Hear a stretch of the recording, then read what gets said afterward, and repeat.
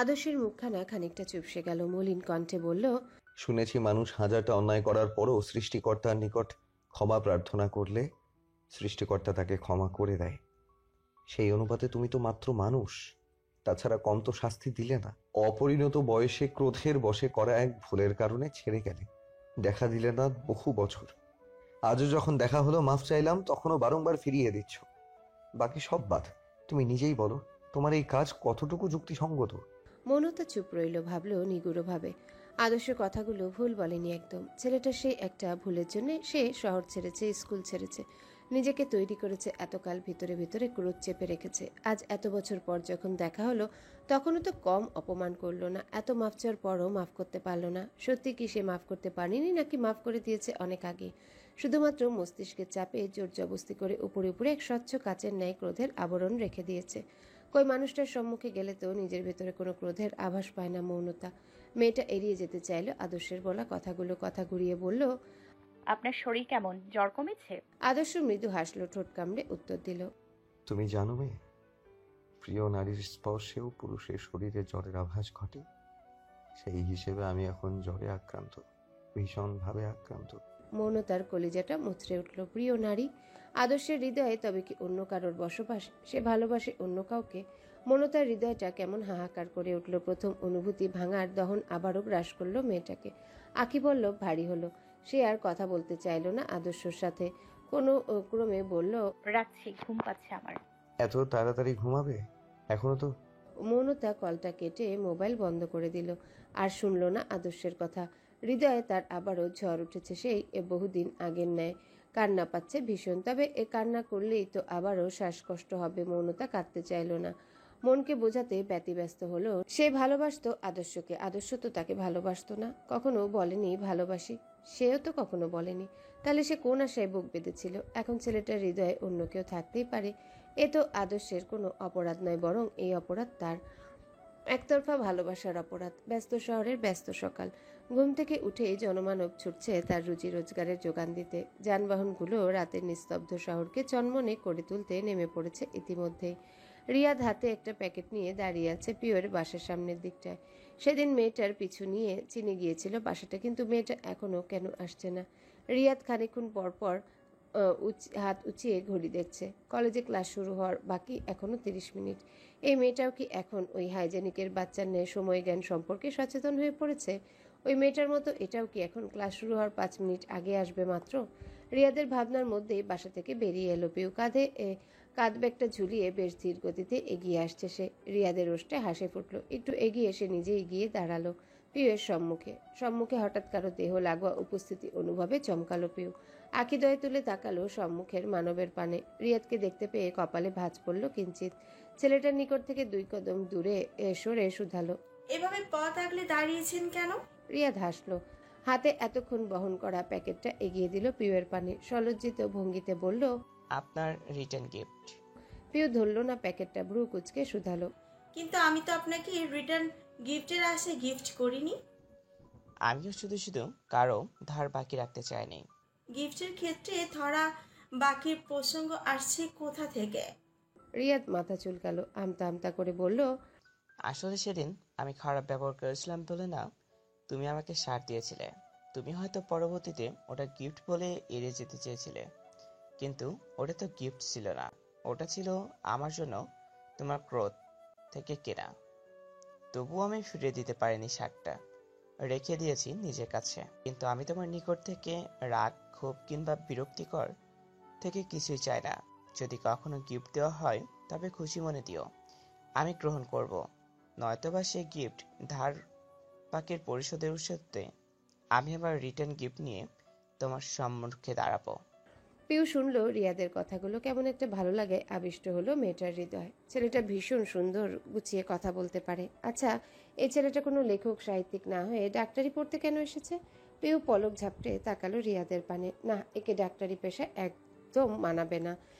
একে তো ওই কবি সাহিত্যিকেই বেশি মানাতো। নিজের এতগুলো বাক্য ব্যয়ের প্রেক্ষিতে পিউকে এভাবে মৌনতা অবলম্বন করতে দেখে ভ্রু কুচকাল রিয়াদ। আবারও সে হাতের প্যাকেটটা এগিয়ে দিল পিউয়ের পানে।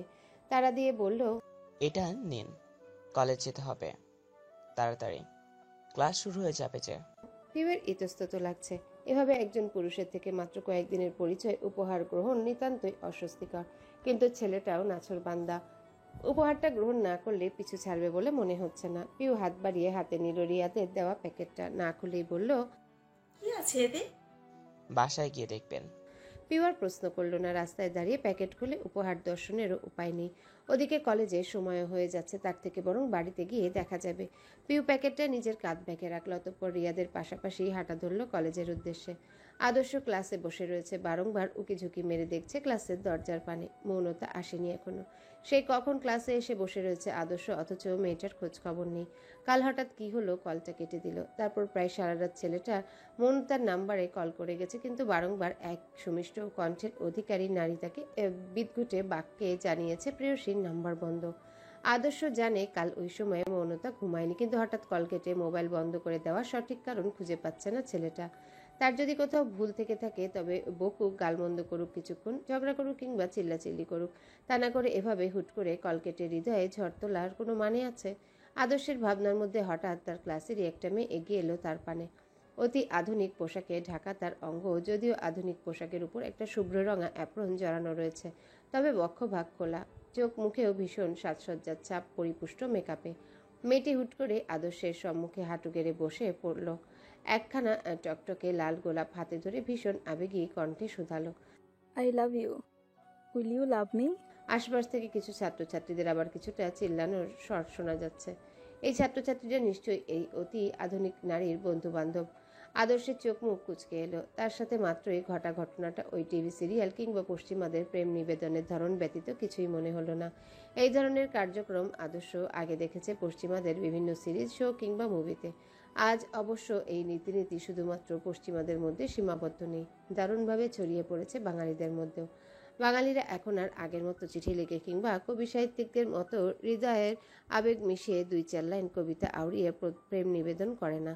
তারা এখন পশ্চিমা আধুনিক সংস্কৃতিতেই মত্ত।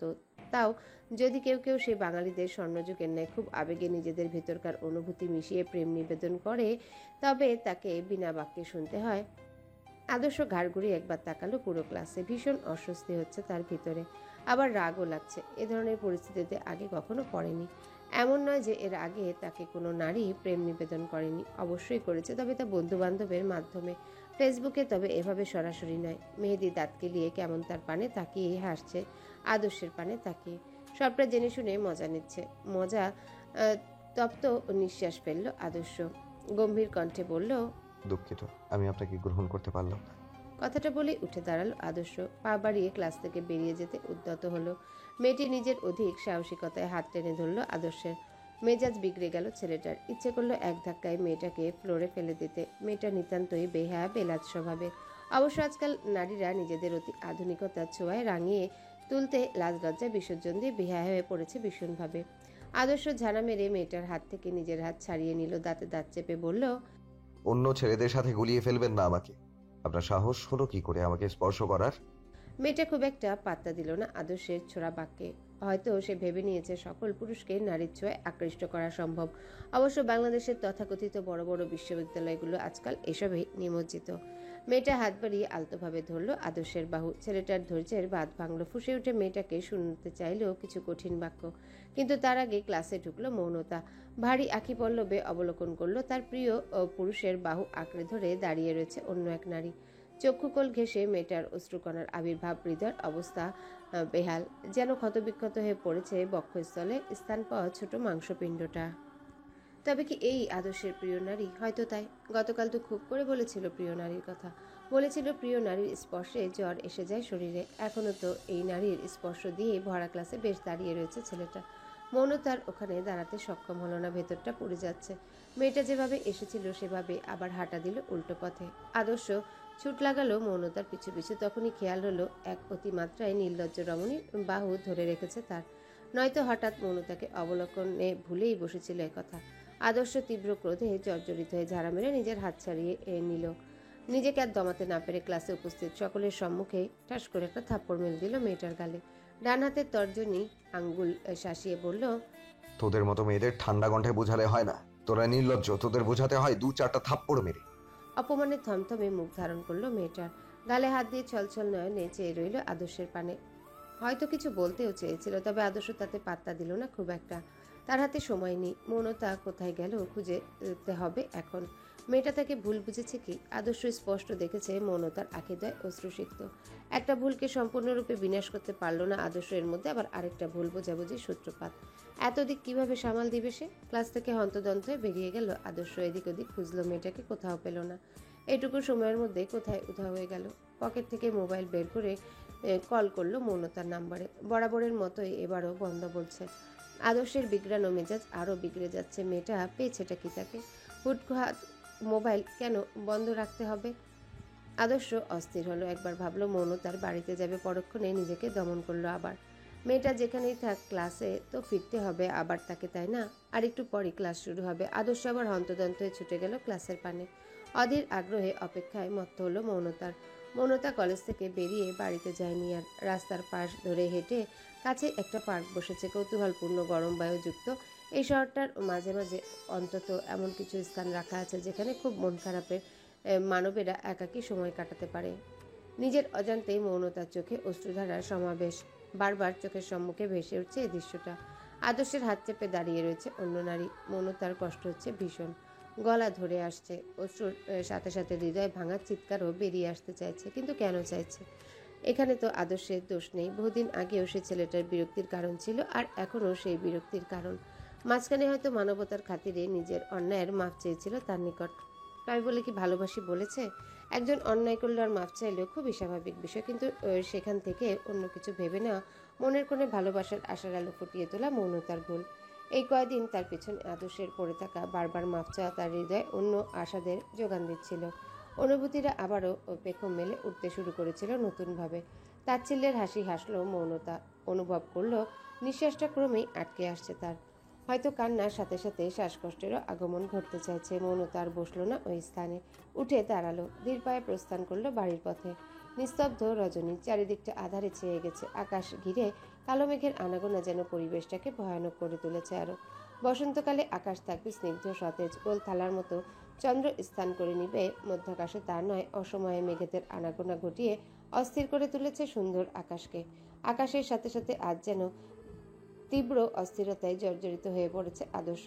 সেই কাল থেকে মৌনতাকে কল করে যাচ্ছে, কিন্তু মেয়েটার নাম্বার বন্ধ। না, আর সহ্য করা যাচ্ছে না। এবার এর একটা হেস্তনেস্ত হওয়া প্রয়োজন। হয় কথা দ্বারা সুন্দরভাবে বুঝিয়ে মেয়েটাকে নিজের করে নিবে, নয়তো জোর করবে। অনেক মাফ চাওয়া হয়েছে, অনেক সময় দেওয়া হয়েছে। নিজের ভিতরে সকল ক্রোধ চেপে নিজের আগের আচার আচরণকে বিসর্জন দিয়ে কম মাফ কি চেয়েছে আদর্শর মৌনতার কাছে। কিন্তু মৌনতা কি করেছে? সর্বদাই হেলাফেলা করেছে তাকে। আদর্শ দাঁতে দাঁত চাপলো।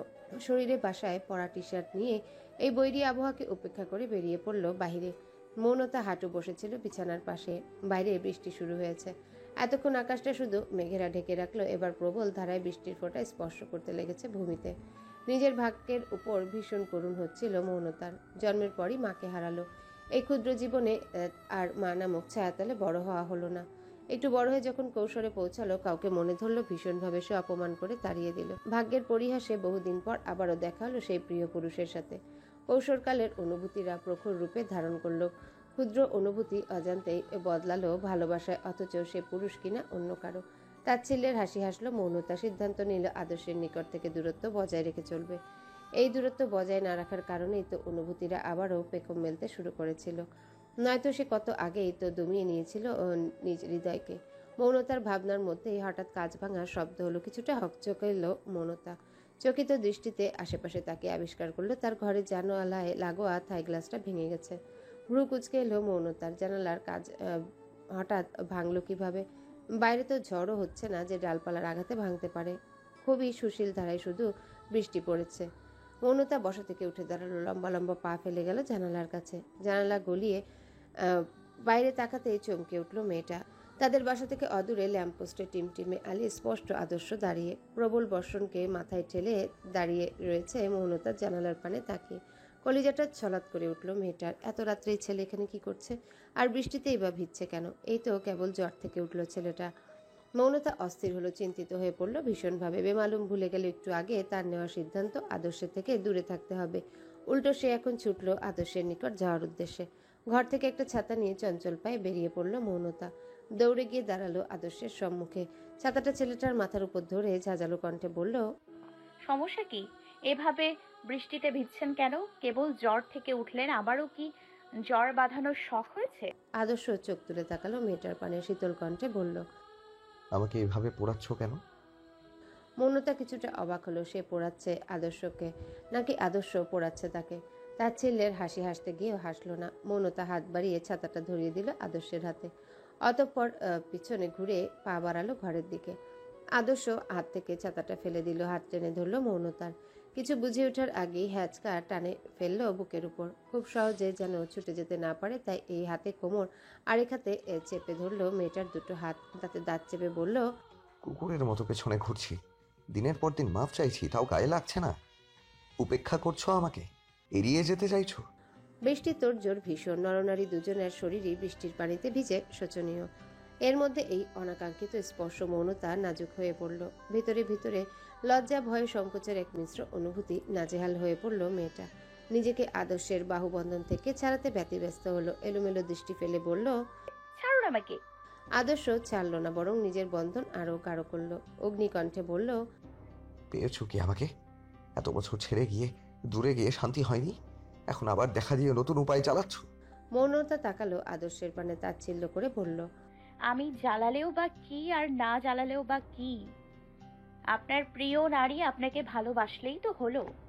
আদর্শ অবাক হলো, অবাক সুরে শুধালো, আমার প্রিয় নারীকে? কেন? সকালের ওই মেয়েটা নয়তো আপনার হাত ধরেছিল কেন? ওই কি মাখো মাখো প্রেম!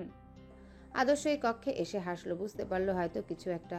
মৌনতাকে আগের মতোই আষ্টে পৃষ্ঠে জড়িয়ে রেখেই বলল, এর জন্যই তুমি সকালে ওখান থেকে চলে গিয়েছিলে, আবার কাঁদছিলেও। এলোমেলো দৃষ্টি ফেললো মৌনতা। আমতা আমতা করে বলল, কই কাঁদছিলাম? একদম কাঁদিনি আমি। আদর্শ চোখে হাসলো, মৃদু কণ্ঠে বলল, অন্য মেয়ের সাথে আমাকে দেখে তোমার কি হৃদয়ে চলছিল মৌনতা? মৌনতা ভেঙচি কাটলো, মুখ বাঁকিয়ে বলল, মোটেই না। আদর্শ চট করে একটা চুমু খেলো মৌনতার বৃষ্টি সিক্ত কপালে। মৌনতাকে জ্বালাতে বলল, ধরো যদি এইভাবে ওই মেয়েটাকে চুমু খাই, তবেও তোমার হৃদয় জ্বলবে। মৌনতা ফুঁসে উঠল। আদর্শকে আক্রমণের উদ্দেশ্যে নিজের হাত দুটো ছাড়াতে চাইলো, কিন্তু আদর্শের শক্তির সাথে পেরে উঠল না। শেষে ক্রোধের বশে কামড় বসালো ছেলেটার পক্ষে। দাঁতে দাঁত চেপে বলল, একদম মেরে দিব। আদর্শ দাঁতে দাঁত চেপে সহ্য করলো সেই কামড়ের ব্যথা। এক ভ্রু উঁচিয়ে প্রশ্ন করলো, আমি যাকে খুশি চুমু খাই, যার ইচ্ছা হবে আমার হাত ধরুক, তোমার তাতে কি? তোমার কলিজা কেন চলবে? এইটুকু বলেই থেমে গেল মৌনতা। সে বলবে না, আর বলবে না। কত বড় সাহস এই ছেলের, তার সম্মুখে দাঁড়িয়ে বলছে অন্য মেয়েকে চুমু খাবে। মৌনতা অনেক কিছুই আজ বুঝে নিয়েছে। আদর্শের এত রাত্রে এখানে আসা, বৃষ্টিতে দাঁড়িয়ে তার অপেক্ষা করা, মান ভাঙানো হুটহাট চুমু খাওয়া, এত কিছুর পরও যে সে কিছুই বুঝবে না, এতটাও বোকা নারীও সে নয়। প্রশান্তির হাওয়া বইছে মৌনতার হৃদয়ে। সেই সকাল থেকে ওঠা ঝড়ের সমাপ্তি ঘটেছে ভালোবাসার পরশে। চারদিকটা কেমন রঙিন মনে হচ্ছে এই প্রবল বৃষ্টিতে। ভিজতেও ভালো লাগছে ভীষণ। তার প্রিয় পুরুষ, তার ভালোবাসার মানুষটাও ভালোবাসে তাকে। সে তার আদর্শের বিরক্তির কারণ নয়, বরং ভালোবাসার কারণ। এর থেকে সুখকর আর কি হতে পারে? কিন্তু মৌনতা এত সহজেই ধরা দিবে না আদর্শের নিকট। কেন দিবে? একে তো এতদিন ধরে মাফ চেয়ে এসেছে, কিন্তু একটা বারের জন্যও ভালোবাসি বলেনি। তার উপর আজ কি বলল? অন্য মেয়েকে চুমু খাবে। হয়তো মজা করে বলেছে, কিন্তু বলবে কেন? মৌনতাকে বেশ কিছু সময় ধরে চুপ থাকতে দেখে আদর্শ কপাল কুঁচকালো। মৌনতার কপালে টোকা দিয়ে বলল, কি হলো বলো, তুমি আমাকে কি? মৌনতার ধ্যান ভাঙল।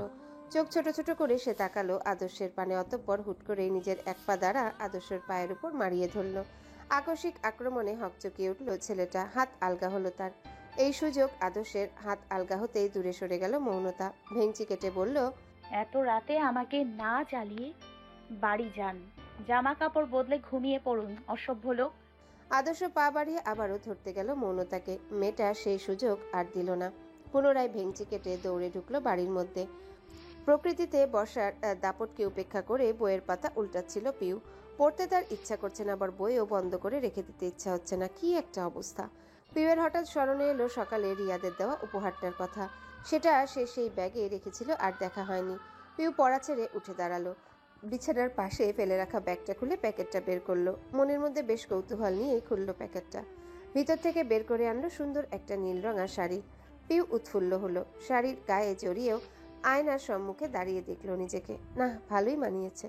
সকালের শীতল পরিবেশ, কাল রাতের অঝরে বৃষ্টির পর যেন প্রকৃতি আরো সুন্দর সতেজ হয়ে উঠেছে। রাস্তার আশেপাশের পড়ে থাকা ময়লা আবর্জনার স্তূপগুলো আগের তুলনায় কিছুটা পরিষ্কার হয়েছে প্রাকৃতিক উপায়ে। তবে কাল রাতে দীর্ঘক্ষণ বৃষ্টিতে ভেজার দরুন আদর্শের জ্বর এসেছে আবারও।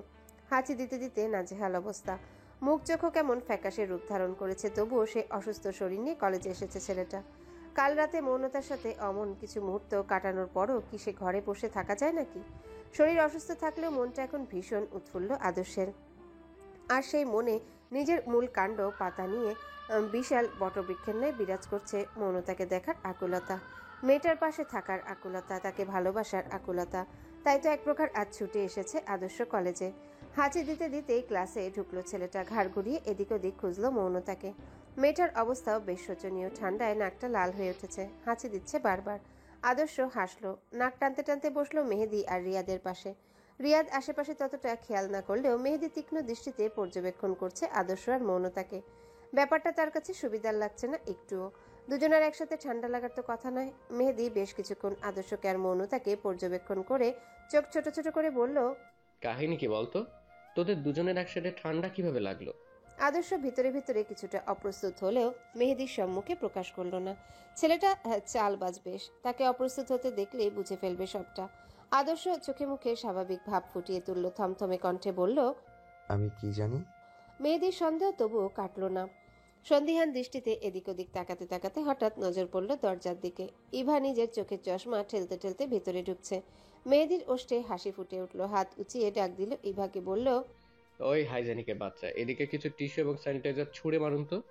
চারদিকে কেমন সব অস্বাস্থ্যকর মানুষদের অস্বাস্থ্যকর রোগ শোক বেড়ে গেছে। মেহেদির কথাটা বলতে দেরি, কিন্তু আদর্শের অগ্নিদৃষ্টির সম্মুখে পড়তে দেরি হয়নি। মৌনতাও ছেলেটার দিকে তাকিয়ে আছে কটমট করে।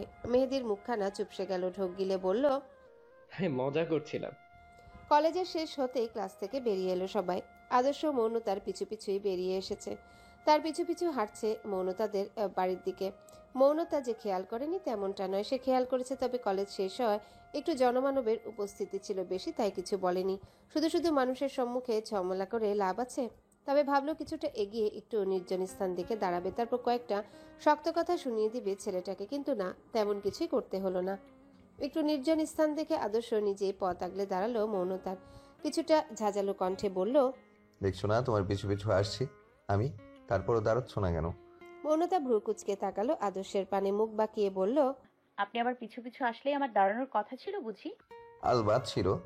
মৌনতা সরু দৃষ্টিতে তাকালো আদর্শের পানে, মুখ বাঁকিয়ে বলল, বখাটেদের মতো পথ আগলে না দাঁড়িয়ে পথ ছাড়ুন, বাসায় যাব। আদর্শের দৃষ্টি তীক্ষ্ণ হলো, কটমট করে বলল, আপনি তো বখাটেই, যখন তখন মেয়েদের পথ আগলে দাঁড়ান, তার পিছু পিছু রেস্টুরেন্টে যান, ফুচকার দোকানে যান, আবার রাত বিরতে তার বাড়ির নিচে গিয়ে দাঁড়িয়ে থাকেন। এইটুকু বলে থামলো মেয়েটা। আদর্শের পানে তাকিয়ে তীক্ষ্ণ কণ্ঠে বলল, আবার ঢিল ছুঁড়ে তার জানালার কাচ ভেঙে ফেলেন। আদর্শ দাঁতে দাঁত চেপে বলল, ভেঙেছি, বেশ করেছি, আরো ভাঙবো। তুমি যতবার মোবাইল বন্ধ করবে ততবার তোমার জানালার কাজ ভাঙবো। তাহলে আমি এ জীবনে আর মোবাইল খুলবো না। দেখি আপনি আমার জানালার আর কত কাজ ভাঙতে পারেন। মোবাইল খোলা রাখবে, নয়তো আমি তোমার বাড়ি চলে আসবো বলে দিলাম। মৌনতা মুখ বাঁকালো ভেঙচি কেটে বলল, আমি আর বেরোবো না ঘর থেকে। তবে আমি মাঝরাতে তোমার বাড়ির কলিং বেল বাজাবো। সেটা নিশ্চয়ই তোমার জন্য সম্মানীয় হবে না? ভয় দেখাচ্ছেন আমাকে? না, সত্যি বলছি। থামলো আদর্শ। মৌনতার পানে একটু এগিয়ে বলল, রাগ করবা বা অভিমান করবা করো, তবে তা নিয়ে আমার সাথে কথা বলো, ঝগড়া করো, চিল্লাও আমার উপর, কিন্তু হুটহাট মোবাইল বন্ধ করে একদম চুপ হয়ে যাওয়া, এই কেমন কথা? তুমি জানো তুমি হুট করে মোবাইল বন্ধ করলে আমার অস্বস্তি বাড়ে, কষ্ট হয়, দম বন্ধ হয়ে আসে। মৌনতা হাসলো, একটু এগিয়ে আলতোভাবে ধরলো আদর্শের এক হাত, মিহি কণ্ঠে বলল, এখনো অবধি নিজের অনুভূতির কোনো নিশ্চয়তা পেলেন না, নিজের মনের কথা জানালেন না, তার মধ্যেই এত অস্থিরতা। বাকি দিন তো পড়েই রয়েছে। আদর্শ চোখ রাখলো মৌনতার চোখে, মৃদু কণ্ঠে বলল, কিছু কিছু অনুভূতি প্রকাশ করার ইচ্ছে থাকলেও ভাষা থাকে না, তাকে দুই একটা শব্দ দ্বারা খুব বিস্তরভাবে প্রকাশ করা যায় না, বুঝে নিতে হয়। আর আমি জানি তুমি বুঝে নিয়েছো। যদি বলি আমি বুঝে নেইনি? তবে বুঝিয়ে দেওয়ার জন্য আমি আছি। সারাদিন তোমার সামনে পেছনে আশেপাশে চতুর্দিকে পড়ে থেকে তোমার হৃদয়ে না হয় আমার অনুভূতির ছোঁয়াচে রোগটার একটু প্রখরতা বাড়িয়ে দেব। মৌনতা হাসলো, আলতোভাবে আদর্শের হাতটা নিজের গালে ছোঁয়ালো। আদর্শ ওষ্ঠে হাসি নিয়ে তাকালো মৌনতার পানে। প্রেয়সীর স্পর্শে তার শরীরে জ্বর যেন বেড়ে গেছে আরো। চিত্তে প্রশান্তির হাওয়া বইছে খুব করে।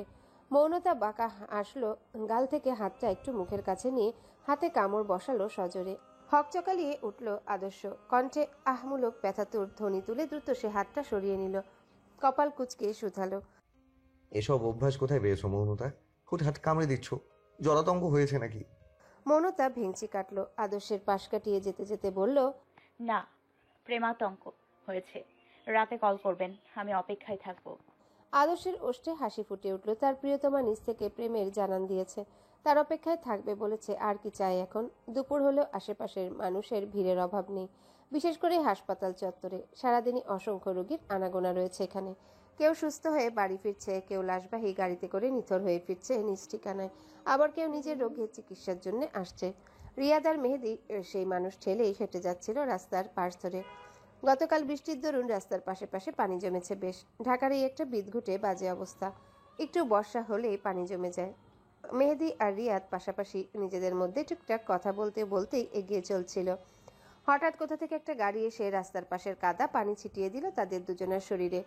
রিয়াদ একটু ওপাশে থাকায় তার শরীরে কম পানি ছিটেছে, কিন্তু মেহেদি অবস্থা নাজেহাল। কাদা পানিতে ভূত বনে গেছে সে, আবার কিছু পানি চোখে মুখেও চলে গেছে। নিজের অবস্থা অবলোকন করে ফুঁসে উঠল ছেলেটা, চেঁচিয়ে বলল, কোন হারামজাদা রে, দেখে গাড়ি চালাতে পারিস কিনা? কিন্তু সম্মুখের দিকে তাকাতেই থেমে গেল ছেলেটা। চোখ ছোট ছোট করে তাকালো তার সম্মুখে চলন্ত সাদা রঙের গাড়িটার দিকে, যেটা একটু তাদের ভিজিয়ে দিয়ে গেল। এটা ওই হাইজেনিকের বাচ্চার গাড়ি না, যেটায় প্রতিদিন পাপা কি পারি উড়ে উড়ে কলেজে আসে। মেহেদির ক্রোধ আরো বাড়ল। এই মেয়েটা সারাদিন তাকে স্বাস্থ্যকর আর অস্বাস্থ্যকর জ্ঞান দিতে দিতে এখন এই রাস্তার পাশের ময়লা পানি ছিটিয়ে পুরো শরীরটাই অস্বাস্থ্যকর বানিয়ে দিয়ে গেল। নিস্তব্ধ রজনী, জনমানবের কোলাহল থেমে চারিদিকে নিশাচর প্রাণীদের আনাগোনা শুরু হয়েছে। মৌনতা সেই সন্ধ্যা থেকে মোবাইল হাতে বসে রয়েছে আদর্শের কলের অপেক্ষায়, কিন্তু ছেলেটার তো কোনো খোঁজখবর নেই। কোথায় উধাও হলো ছেলেটা? বসে থাকতে থাকতে এখন মেজাজ গরম হচ্ছে মেয়েটার। সে তো বলে এসেছিল কল করতে, এও বলেছিল যে অপেক্ষা করবে, কিন্তু ছেলেটার এখনো কল করলো না। অসভ্য বাদর ছেলে, এরপর কল দিক সেও ধরবে না। মৌনতার ভাবনার মাঝে ঝংকার তুলল তার হাতে অবস্থানরত মোবাইল।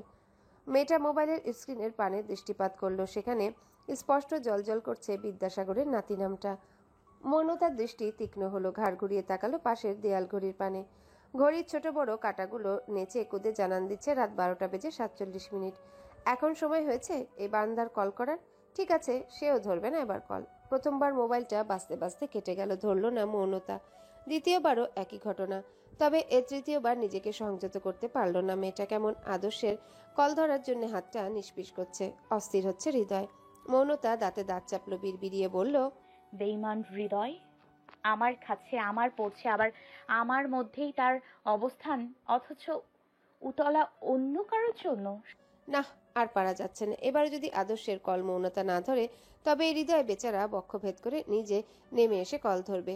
কেমন ছটফট করছে ছেলেটার কল ধরার জন্যে, একটাবার তার কণ্ঠস্বর শোনার জন্যে। নিজের মস্তিষ্ক এবং হৃদয়ের সাথে আরো কিছুক্ষণ যুদ্ধ চালালো মৌনতা, কিন্তু বরাবরই হৃদয়ের কাছে মস্তিষ্কের পরাজয়। এবারও মস্তিষ্কের পরাজয় ঘটিয়ে হৃদয় জিতে গেল। কল কেটে যাবে তখন ধরফড়িয়ে কলটা ধরল মৌনতা। মোবাইলটা কানের কাছে নিয়ে ঝাঁঝালো কণ্ঠে বলল, সমস্যা কি? এত রাতে একটা মেয়ের নাম্বারে কল করা কোন ধরনের অসভ্যতাম? আদর্শ ভড়কে গেল। মৌনতা নিজেই তো কল করতে বলেছিল তাকে, কত সুন্দর করে লাজুক হেসে বলেছিল অপেক্ষা করবে, আর এখন বলছে অসভ্যতাম। আদর্শ বিভ্রান্ত বোধ করলো, কান থেকে মোবাইলটা নামিয়ে নাম্বারটা চেক করলো একবার। না, নাম্বার তো ঠিকই আছে, তবে হঠাৎ এমন ব্যবহার কেন? আদর্শ আবার মোবাইলটা কানের কাছে নিল, বিভ্রান্ত কণ্ঠে বলল, হ্যালো। মৌনতা তেতে উঠল, দাঁত কিরমির করে বলল, কিসের হ্যালো? কল কেন দিয়েছেন এত রাতে? মেয়ে মানুষ না জ্বালালে ঘুম হয় না নাকি? হ্যাঁ, আদর্শ বিভ্রান্ত হলো আরো, আমতা আমতা করে বলল, তুমি তো বলেছিলে কল করতে। আমি আমি কল করতে বলেছিলাম? কখন বলেছিলাম? আদর্শ হতবাক হলো। এই মেয়ে দেখি এখন মিথ্যা বলতে শুরু করেছে। নিজে অত সুন্দর করে কল করতে বলে এখন নিজেই পোল্টি খাচ্ছে। আদর্শ হতবাক কণ্ঠে বলল, কখন বলেছিলাম মানে? রাত দুপুরে এই ডাকাতের মতো মিথ্যা বলতে শুরু করেছো তুমি মৌনতা? মৌনতা মুখ বাঁকালো, তীক্ষ্ণ কণ্ঠে বলল, হ্যাঁ বলেছিলাম, এগুলো কি রাত দুপুরে কল করতে বলেছি? সেই সন্ধ্যা থেকে অপেক্ষা। থেমে গেল মৌনতা, থতমত খেয়ে গেল। আর একটু হলেই সে বলে দিচ্ছিল নিজের অপেক্ষার কথা। ইস কি লজ্জা! আদর্শ হাসলো ঠোঁট কামড়ে, মিহি কণ্ঠে শোধালো। তুমি সন্ধ্যা থেকে আমার কলের অপেক্ষা করছিলে? মৌনতা আমতা আমতা শুরু করলো, এলোমেলো দৃষ্টি ফেলে বলল। কই কিসের অপেক্ষা? আমি আপনার জন্য অপেক্ষা করতে যাব কেন? আদর্শ চোখে হাসলো, ঠাস করে শুয়ে পড়ল বিছানায়। অপরাধীর কণ্ঠে বলল। সরি জান, একটু ব্যস্ত ছিলাম। বিস্ময়ে কিং কর্তব্য বিমূঢ় রূপ ধারণ করলো মৌনতা। মনে হলো যেন কর্ণে কিলবিল করে কিছু পোকার সমাগম ঘটল। আদর্শ কি বলল? জান, একদিনে এত ভোল বদল! এ কি সেই আদর্শবান পুরুষ আদর্শ, নাকি তার স্থানে অন্য কেউ স্থান করে নিয়েছে, যার রূপটাই শুধুমাত্র আদর্শের ন্যায়? মৌনতা হতবাক কণ্ঠেই বলল। কি বললেন সরি জান। মৌনতার কাশি উঠল হুট করে। আদর্শের এই গিরগিটির ন্যায় ভোল বদল বুঝি হজম হলো না মেয়েটার। আদর্শ অস্থির হলো। মোবাইলের ভিতরে মৌনতার কাশির শব্দ শুনে সে বলল। কি হয়েছে তোমার? পানি খাও। মৌনতা নিজের হাত দ্বারা বক্ষে আলতোভাবে চাপড় দিল, মৃদুস্বরে কাশতে কাশতেই বলল। রাখছি আমি। কথাটুকু বলতে দেরি হবে, কল কাটতে দেরি হলো না। সময় ব্যয় না করে মৌনতা চট করে কল কেটে দিল। বিছানার পাশের টেবিলে রাখা জগটা টেনে ঢকঢক করে পানি গিলল 2 গ্লাস। রাতের পরে সকালের দেখা মিলতে চারিদিকে জনমানবের ব্যস্ততা শুরু হয়ে গেছে। মেহেদি কলেজের সম্মুখে দাঁড়িয়ে আজ অপেক্ষা করছে ইভার জন্যে। আজ খুব সকালে সে কলেজে এসেছে। ওই হাইজেনিকের বাচ্চার একটা খবর নিতে হবে না? খুব সকালে যখন কলেজে জনমানবের সমাগম কম, তখন খুব সাবধানে গেটের সম্মুখ দিকে পানি ফেলে পা দ্বারা পাড়িয়ে কর্দমাক্ত করে রেখেছে। তার উপর আবার কিছু শুকনো লতাপাতা বিছিয়ে দিয়েছে যাতে ইভা টের না পায়। আর এখানে পা রাখতে এই কাদার মধ্যে পা পিছলে পড়ে। কি বাচ্চামো পরিকল্পনা! নিজের পরিকল্পনার প্রতি নিজেরই তেমন একটা বিশ্বাস নেই মেহেদির, তবুও সে প্রতিশোধ নিতে অন্ধ। হৃদয়ে দাউ দাউ করে জ্বলছে প্রতিহিংসার আগুন। গতকাল কি বিশ্রীভাবেই না ভিজিয়ে দিল তাকে। রাস্তার মানুষগুলো কি পরিমাণ বর্বর, অমন একটা পরিস্থিতিতে ড্যাব ড্যাব করে তাকিয়েছিল তার পানে। না, এই বিশ্রী ঘটনার প্রতিশোধ যতক্ষণ না মেহেদি নিতে পারবে ততক্ষণ সে শান্তি পাবে না কিছুতে। থেকে থেকে শরীরটা ক্রোধে রিরি করে উঠছে ছেলেটার। খানিকক্ষণ পর ইভা কলেজে এলো। ইভার গাড়ি কলেজের সম্মুখে দেখে ওষ্ঠে কুটিল হাসি ফুটল মেহেদির। সে এগিয়ে গেল গাড়ির পানে। ইভা গাড়ি থেকে নামতেই মেহেদি বুকে হাত দিয়ে মাথা নুইয়ে দিল। নম্র কণ্ঠে বলল। প্রণাম মহারানী হাইজেনিক। ইভা সচকিত ভঙ্গিতে পাশে তাকালো। পরক্ষণে মেহেদিকে দেখে ভ্রু কুচকালো। ডান হাতের উল্টো পিঠে চোখের চশমা ঠেলে তীক্ষ্ণ দৃষ্টি নিক্ষেপ করলো ছেলেটার পানে। এই অস্বাস্থ্যকর লোকের আবার হঠাৎ কি হলো? এত ভক্তি শ্রদ্ধা! কথায় আছে অতিভক্তি চোরের লক্ষণ। এর মতলব সুবিধার ঠেকছে না তেমন। তবে ইভা কণ্ঠে ধারণ করলো না কোনো বাক্য। চুপচাপ সজাগ দৃষ্টিতে চারিপাশটা পর্যবেক্ষণ করে সম্মুখে পা বাড়ালো। মেহেদি ওষ্ঠে হাসি ফুটিয়ে স্থির দৃষ্টিতে চেয়ে রইল ইভার পরিণতি দেখার উদ্দেশ্যে। কিন্তু হায়, বিচক্ষণ 4 চোখযুক্ত মেয়েটা তার সব পরিকল্পনা উপড়ে পানি ফেলে কর্দমাক্ত স্থান পায়ের 1 আঙ্গুলও রাখল না। পাশ কাটিয়ে ভেতরে ঢুকে গেল। মেহেদির ওষ্ঠের হাসি উবে গেল। রাগ বাড়ল তরতরিয়ে। বেয়াদব মেয়ে, কাদায় পানা রেখে তার পাশ কাটিয়ে গেল কেন? সকাল থেকে তার এত পরিশ্রম সব এভাবে ভেস্তে দিল। মেহেদির ভাবনার মধ্যে হঠাৎ শব্দ এলো একটা। ছেলেটা চমকালো, চোখ তুলে সম্মুখে তাকিয়ে দেখলো তার পরিশ্রমকে সফল করে তার প্রচেষ্টায় কর্দমাক্ত হওয়া স্থানে চিত হয়ে পড়ে আছে এই মেডিকেল কলেজের সবচেয়ে নামকরা heart surgeon doctor Tahsin Talukdar. Tahsin বিব্রত হলো। আশেপাশে তাকিয়ে দেখলো অনেকেই তার পানে চেয়ে আছে। একজন ডাক্তার এবং প্রফেসর হয়ে কিনা সে কলেজের সম্মুখে আছাড় খেয়েছে। আর দেখে তার বেয়াক্কেল স্ত্রী মেঘা পাশে দাঁড়িয়ে হেসে যাচ্ছে। তাহসিন অপ্রস্তুত ভঙ্গিতে উঠে দাঁড়ানোর চেষ্টা করলো, কিন্তু পারল না। স্থানটা একটু বেশি পিছলা। আবারও পড়ে গেল সে। মেহেদির কলিজাটাও সেই সাথে সাথে লাফিয়ে উঠে পড়ে গেল। যতদূর শুনেছে কলেজের সবচেয়ে রাগচটা গম্ভীর এবং ব্যক্তিত্ব সম্পন্ন অধ্যাপক এই তাহসিন তালুকদার। কোনোভাবে যদি সে একবার টের পায় এই কাজ মেহেদির, তবে তাকে কলেজ ছাড়া তো করবেই, সাথে কলেজের সম্মুখে গেটের সাথে টানিয়ে রাখবে 1 মাস। এখানে দাঁড়িয়ে ঝুঁকি নেওয়ার আর মানে হয় না কোনো। মেহেদি বুকে হাত দিয়ে দ্রুত কেটে পড়ল তাহসিনের সম্মুখ থেকে। কোনোভাবেই সন্দেহের আওতায় পড়া যাবে না তাকে। মেঘা এখনো পাশে দাঁড়িয়ে খিলখিল করে হাসছে। তাহসিন কটমট করে তাকালো মেঘার পানে, দাঁতে দাঁত চেপে বলল। হি হি না করে আমাকে হাত ধরে তোলো বেয়াদব মহিলা। মেঘা তেতে উঠল, আঙ্গুল উঁচিয়ে বলল। এই এই আমি বেয়াদব মহিলা? তাহলে আপনি কি বেয়াদব বুড়ো? তাহসিন কপাল কুচকালো, দাঁত কিরমির করে বলল। তুমি আমাকে আবার বলে বললে? মেঘা ভেঙচি কাটলো, মুখ বাঁকিয়ে বলল। বুড়োকে বুড়ো বলবো না তো যুবক বলবো? তাহসিন দাঁতে দাঁত চেপে নিজের রাগ নিয়ন্ত্রণ করলো, থমথমে কণ্ঠে বলল। আগে আমাকে তুলবে তো নাকি? আমি এখানেই পড়ে থাকবো। মেঘার মায়া হলো, হাত বাড়িয়ে টেনে তুলল তাহসিনকে। তাহসিন সোজা হয়ে উঠে দাঁড়ালো, আশেপাশে একবার নজর বুলিয়ে ঝুঁকলো মেঘার পানে, কণ্ঠ খাদে নামিয়ে বলল, রাতে এসো বন্ধ করে, বিছানায় বুঝিয়ে দেব আমি বুড়ো নাকি যুবক। মেঘা চমকালো, স্তব্ধ হলো যেন। রাস্তাঘাটেও এই লোকের নির্লজ্জ মার্কা কথাবার্তা কমেনি। লোকে শুনলে কি বলবে? মেঘা লজ্জিত ভঙ্গিতে আশেপাশে তাকালো, গাল দুটো তার লাল হয়ে গেছে অচিরেই। তাহসিন এর সেসবে পাত্তা দিল না তত। মেঘার হাত ধরে কলেজের ভেতরের দিকে টেনে নিয়ে যেতে যেতে বলল, কেবিনে চলো, আমাকে পরিষ্কার করে দিবে। মেঘা ভড়কে গেল, আমতা আমতা করে বলল, "আ- আ- আমি আমি কিভাবে আপনাকে পরিষ্কার করে দেব?" তাহসিন দাঁতে দাঁত চাপলো, কটমট করে বলল। যেভাবে আমি পড়ে যাওয়ার পর হেসেছো ঠিক সেভাবে। মেঘা এলোমেলো দৃষ্টি ফেললো তাহসিনের হাত থেকে ছাড়া পাওয়ার জন্য বলল, আমার রোগী আছে, দেখতে হবে। আপনার কাজ বরং আপনিই করে নিন। তাহসিন ছাড়লো না মেঘাকে, টেনে নিয়ে যেতে যেতেই বলল, বুঝলে মেয়ে, তোমার প্রতিটি শিরায় শিরায় আমার বসবাস। তোমার যে আজ কেমন কাজ নেই তা আমার আগে থেকে জানা। থামলো তাহসিন, আবারও বলল, এখন চুপচাপ আমার সাথে আমার কেবিনে চলো, নয়তো একদম মর্গে নিয়ে লাশদের সাথে ফেলে আসবো। কলেজের সময় শেষ। আকাশে সূর্যটা চড়ার সাথে অসহনীয় গরম ভাব। এই বসন্তেও এত গরম পড়ে নাকি? হয়তো পড়তো না, তবে এখন পড়ে। পৃথিবীর কোনো কিছুই যে ঠিক নেই। অতি আধুনিক জনমানবের চাপে পড়ে পৃথিবীও তার ভোল বদলেছে।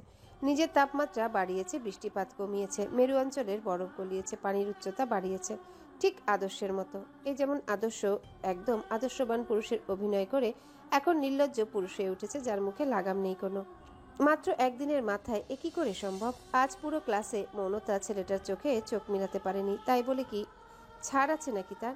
কলেজ শেষ হতেই আদর্শ পিছু নিয়েছে মৌনতার। মেয়েটা ঠিক জানে একটু নির্জন স্থানে দেখেই বখাটেদের ন্যায় ছেলেটা হামলে পড়বে তার উপর। নিজের ভাবনার উপর নিজেই হাসলো মৌনতা। বখাটে তো তারা হয় যারা নারীদের ইচ্ছার বিরুদ্ধে তাদের উত্ত্যক্ত করে আজেবাজে কথা বলে, কিন্তু আদর্শ তো তেমন নয়। তারা ভালোবাসে একে অপরকে। আর আদর্শের এই উত্ত্যক্তকরণে মৌনতার যথেষ্ট সায় আছে। সেই তো প্রতিনিয়ত আদর্শকে উস্কে দিচ্ছে। তাহলে এই বিষয়ে আদর্শকে ঠিক কী নাম দেওয়া যায়? মৌনতার ভাবনার মধ্যেই আদর্শ পথ আগলে দাঁড়ালো, ভ্রুযুগল কুচকে শুধালো। দেখছো না আমি পিছু পিছু আসছি, তারপরে এত জোরে জোরে হাঁটছো কেন? মৌনতা মুখ বাঁকালো, ভেঙচি কেটে বলল, আপনি আমার পেছনে আসলেই বুঝি আমাকে আস্তে আস্তে হাঁটতে হবে? আলবাত হবে। কেন? আপনি কোন দেশের মহারাজ? আদর্শ মৃদু হেসে জানান দিল, তোমার মনের মহারাজা। মৌনতা অবাক হলো। কিঞ্চিত সময় নিয়ে সে তাকিয়ে রইল আদর্শের পানে, অতঃপর ফিক করে হেসে ফেলল। আদর্শের কপালে ভাঁজ পড়ল। হঠাৎ মেয়েটা হাসছে কেন? মাথার তার ছিঁড়ে গেছে নাকি? নিশ্চয়ই তাই। আদর্শ ভ্রুকুচকে বলল, হাসছো কেন? মৌনতা হাসি থামালো, বলল, আপনি অনেক কথা বলতে শিখে গিয়েছেন মশাই। তোমার মতো শক্ত ধাঁচের মেয়েদের প্রেমিক পুরুষ হতে গেলে অবশ্যই কথা বলতে শিখতে হবে। মৌনতা ভ্রুকুচকে প্রশ্ন করল, আমি শক্ত ধাঁচের মেয়ে? অবশ্যই, নয়তো সেই বহুদিন আগের কথা এখনো মনে রাখতে না। এতবার মাফ চাওয়ার পরও আমায় এত ঘুরাতে না। সবচেয়ে গুরুত্বপূর্ণ কথা, প্রতিনিয়ত আমাকে এতটা পোড়াতে পারতে না। মৌনতা চোখে হাসলো, মৃদু কণ্ঠে বলল, ভালোবাসার মায়াজালে বিপরীত পক্ষের মানুষটাকে পোড়াতেও শান্তি। আপনি বুঝবেন না। আদর্শ একটু ঝুঁকলো, মৌনতার পানে নিচু কণ্ঠে বলল, আমি যদি পোড়াতে শুরু করি তবে সামলাতে পারবে তো? কম তো পোড়ালেন না, সেই বহু বছর আগে থেকেই পুড়িয়ে আসছেন। এরপরে বেশি পোড়াতে গেলে দেখা যাবে আর আমারই দেখা পাওয়া যাচ্ছে না। আদর্শর বুক কাঁপলো। আবারও একবার মৌনতাকে হারিয়ে ফেলার ভয় জন্মালো।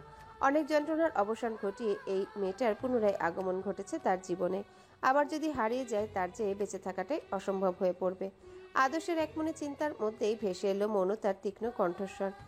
এখন পথ ছাড়ুন, বাসায় যাব। আদর্শ চোখ তুলে তাকালো মৌনতার পানে, ওষ্ঠ বাঁকিয়ে বলল, ছাড়বো না। কি করবে তুমি? আপনাকে উল্টে ফেলে চলে যাব। সাহস কত বড়! আচ্ছা, এইটুকু বলে থামলো আদর্শ, আবারও বলল, এত তেজ আসে কোথা থেকে তোমার? মৌনতা আশেপাশে তাকালো। হুট করেই কাছে চলে গেল আদর্শের, পা উঁচু করে ছেলেটার কর্ণের নিকট নিজের মুখ নিল। মোহনীয় কণ্ঠে বলল, আদর্শবান পুরুষদের প্রিয় নারী হয়ে উঠতে হলে একটু আধটু তেজি হতে হয় মশাই, নয়তো আদর্শবান পুরুষদের বিশুদ্ধ হৃদয় কি এত সহজে কাবু হয়? কথা শেষ করে মৌনতা আবারও সরে যেতে নিল আদর্শের কাছ থেকে, কিন্তু পারল না। হাত বাড়িয়ে মৌনতার কোমরে পেঁচিয়ে ধরল ছেলেটা। হকচকালো মৌনতা। অপ্রস্তুত ভঙ্গিতে বলল, কি করছেন কি? কেউ দেখে ফেলবে, এটা রাস্তা। আদর্শ খুব একটা পাত্তা দিল না মৌনতার কথায়। মেয়েটার চোখে চোখ রাখলো সে। হুট করেই বলল, বিয়ে করবে আমায়?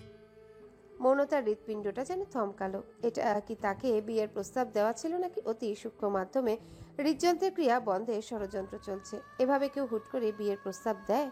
না এখনো ঠিকভাবে প্রণয় ঘটল, না কেউ কাউকে ভালোবাসার কথা জানালো, না একে অপরের প্রতি গভীর টানের অনুভবে মত্ত হয়ে ওঠেনি, অথচ হুট করে বিয়ে বিয়ে নিজেকে আদর্শের বন্ধন থেকে ছাড়িয়ে নিল মৌনতা। এলোমেলো দৃষ্টি ফেলে বলল, আমাদের পড়াশোনা শেষ হয়নি এখনো। আদর্শের মুখ ভার হলো, অসহায় কণ্ঠে বলল। ততদিন অপেক্ষা আমার পক্ষে সম্ভব নয়। মৌনতা ভ্রু কুচকালো, অবুজের মতো প্রশ্ন করলো, কেন? তুমি বোঝো না? মৌনতা ডানে বামে মাথা নাড়ালো, মৃদু কণ্ঠে বলল, না। তোমাকে ছুতে ইচ্ছে হয়। আদর্শের নির্লিপ্ত কণ্ঠস্বর কান গরম হলো মৌনতার। কালে কালে আর কত কি শুনতে হবে। ভিতরে ভিতরে এই পুরুষ এত নির্লজ্জ জানা ছিল না মৌনতার। বেটা আস্ত একখানা গিরগিটি, ভিতরে ঠিক আর কতটা রং লুকিয়ে রেখেছে কে জানে। আমতা আমতা শুরু করলো মেয়েটা কিছুটা ভাবনা চিন্তার আদলে বলল, অপেক্ষা করছেন কই? প্রতিদিনেই তো ছুঁয়ে দিচ্ছেন কোনো না কোনো বাহানায়। হালাল ভাবে ছুতে চাই। আন্টি শুনলে আপনাকে জুতা দিয়ে মারবে। জুতার বাড়ি খেয়েও আমি তোমাকে বিয়ে করতে চাই। পাগল হয়েছেন? তোমার জন্য। থামলো আদর্শ, আবারও বলল, এতদিন পাগল ছিলাম তোমাকে না পেয়ে, এখন পাগল হয়েছি তোমাকে পেয়ে, আরো কাছে পাওয়ার আকাঙ্ক্ষায়। মৌনতার আর আদর্শের সম্মুখে দাঁড়িয়ে থাকা সম্ভব হলো না। এই ছেলের মুখ না যেন নির্লজ্জতার গুদাম, যখন তখন তাকে লজ্জা দিতে বুলেটের মতো নির্লজ্জ কথাবার্তা বেরিয়ে আসছে। মৌনতা চঞ্চল পায়ে আদর্শের পাশ কাটালো, যেতে যেতে বলল, সময় গড়াক, আমাদের শক্তপোক্ত এক প্রণয় ঘটুক, একে অপরের প্রতি নির্মল বিশ্বাস জন্মাক, বাঁধ ভাঙা ভালোবাসার দেখা মিলুক, তারপরে না হয় পরিণয় ঘটুক। অপেক্ষা করুন মশাই। আদর্শ আর মৌনতার পিছু পিছু গেল না এবার। চুপচাপ দাঁড়িয়ে রইল ওই স্থানীয় দৃষ্টি তার মৌনতা চলে যাওয়ার পানে। বাংলাদেশি সমাজের নিয়ম অনুসারে সে এখনো বাচ্চা ছেলে, বিয়ের বয়স হয়নি একদম। কেবল তো ইন্টার দিয়ে মেডিকেলে ভর্তি হলো, আর এখনই বিয়ে? কিন্তু আদর্শ কিভাবে সকলকে বুঝাবে নিজের যন্ত্রণার কথা? এমনিতে সে শুদ্ধ পুরুষ, তবে এই মেয়েটার সম্মুখে আসতে এলোমেলো হয়ে যায় সব। এতদিন অপেক্ষার পর সে খুঁজে পেয়েছে নিজের প্রেয়সিনীকে, ভালোবাসার ডাক পেয়েছে তার নিকট থেকে। এমত অবস্থায়ও কে নিজেকে নিয়ন্ত্রণ করা যায় খুব সহজে? ধৈর্যের সব ভাত ভেঙে যেতে চায় যে। ইচ্ছে করে ছুটে গিয়ে মেয়েটাকে নিজের সাথে জড়িয়ে নিতে, গভীর এক চুম্বনে মত্ত হয়ে বুকের ভেতর লুকিয়ে ফেলতে। তাছাড়া সে একজন পুরুষ মানুষ, নারীর সান্নিধ্যে আসলে তার চাহিদাগুলো তো বাড়বেই, আর তা যদি হয় ভালোবাসার নারী। আবেগের তাড়নায় ভুল করে ইতিমধ্যে একটু ছুঁয়েও দিয়েছে মেয়েটাকে, কিন্তু পরক্ষণে যে আবার হালাল হারামের বৈশিষ্ট্য স্মরণ করতে গিয়ে কুকুরে উঠেছে ছেলেটা। সে মৌনতাকে ভালোবাসে, ভীষণ ভালোবাসে। সে চায় না কোনো অবৈধ হারাম উপায়ে মেয়েটাকে একটুও ছুতে। তার ওই মৌনতা নামক পবিত্র ফুলটাকে একটুখানি অপবিত্র করতেও যে ভীষণ কষ্ট হয়। রাতের আধার পাখনা মেরেছে চারিদিকে। অন্যান্য দিনের তুলনায় আজ রাতের আধারটা যেন একটু বেশিই গভীর। আকাশে চাঁদ কিংবা তারা কোনোটারই দেখা নেই। হয়তো অমাবস্যার গভীর আধারে তারা ঢেকে নিয়েছে নিজেদের। ইভা তার গুছানো পরিপাটি করা সুন্দর পড়ার টেবিলে বসে শব্দ করে পড়ছিল। হয়তো সে বড় হয়েছে, একজন প্রাপ্তবয়স্কা নারীর রূপে রূপান্তরিত হয়েছে, কিন্তু তার বাবার নিকট সে এখনও ছোট বাচ্চা। তাই তার বাবার কড়া আদেশ জোরে জোরে পড়বে, যাতে তার কর্ণে পড়ার শব্দ যায়। ইভার পড়ার মধ্যে বইয়ের পাশে রাখা তার ব্যক্তিগত মোবাইলটা মৃদুস্বরে বেজে উঠল। এই যে মোবাইলের এই রিংটোনটা, তাও বাবার সেট করে দেওয়া। ইভার বাবা জনাব ইফতেখার আহমেদের মতো উচ্চস্বরে মোবাইলের রিংটোন পরিবেশ দূষণের কারণ। ইভা বইয়ের পাতা থেকে চোখ ঘুরিয়ে পাশে মোবাইলের পানে তাকালো। মোবাইলের স্ক্রিনে অপরিচিত নাম্বার দেখে আর ধরল না কলটা, কিন্তু একবার, দুইবার, তিনবার কলদাতা কল করেই যাচ্ছে, একের পর এক থামছে না। টানা 6 বার কল ধরলো ইভা। মোবাইলটা কানের কাছে ধরতে ওপাশ থেকে আওয়াজ এলো, কি গো বিলকিসের মা, কল ধরছিলে না কেন? ইভা ভ্রু কুচকালো, কিছু বলতে গিয়েও থেমে গেল। কণ্ঠটা কেমন পরিচিত পরিচিত মনে হচ্ছে। মস্তিষ্কে চাপ প্রয়োগ করলো ইভা। কিঞ্চিত সময়ের মধ্যে সে ধরে ফেললো কলদাতাকে। চোখ বড় বড় করে শুধালো, আপনি আমাদের ক্লাসের ওই অস্বাস্থ্যকর ছেলে মেহেদি না? মেহেদি থতমত খেয়ে গেল। এত সহজে যে মেয়েটা তাকে ধরে ফেলবে কল্পনাতেও আনতে পারেনি। এমনিতে তো দেখে মনে হয় মেয়েটা বেশ বোকা বোকা, কিন্তু এত বুদ্ধি আসে কোথা থেকে? মেহেদি প্রাণপণ চেষ্টা চালানো নিজের পরিচয় লুকাতে। বৃদ্ধ পুরুষের ন্যায় খুব খুব করে কেসে বলল, কি যে বলো তুমি বিলকিসকে মা, আবার আমি আবার মেহেদি হতে যাবো কেন? আমি তো তোমার স্বামী বিলকিসের বাপ। ইভা তেতে গেল, ঝাঁঝালো কণ্ঠে বলল, প্রতিনিয়ত দেখছি আপনার নতুন নতুন রূপ বের হয়ে মিস্টার অস্বাস্থ্যকর মেহেদি। প্রথমে তো ভেবেছিলাম আপনি শুধুমাত্র অস্বাস্থ্যকর, তারপর দেখলাম অসভ্য, তারপর বাটপার, এখন দেখছি অভিনেতাও। চমৎকার। তা মিস্টার অস্বাস্থ্যকর, এত প্রতিভা নিয়ে আপনি মেডিকেলে কি করছেন? আপনার জন্য তো বিশাল এক অভিনয় মঞ্চ পড়ে রয়েছে। অপমানে থমথমে রূপ ধারণ করলো মেহেদি। কি করতে কল করেছিল আর কি হলো? বিলকিসের মা করে খ্যাপাতে সে কল করলো ইভাকে, আর মেয়েটা তাকে অভিনেতা বানিয়ে দিল। ধপ করে কলটা কেটে দিল মেহেদি। ইভা স্বস্তির নিঃশ্বাস ফেলল। তবে তার এই স্বস্তি টিকলো না বেশিক্ষণ। 2 মিনিটের মাথায় কল করলো মেহেদি। ইভা কল ধরে মোবাইল কানে নিতে ওপাশ থেকে ভেসে এলো। বিলকিসের মা?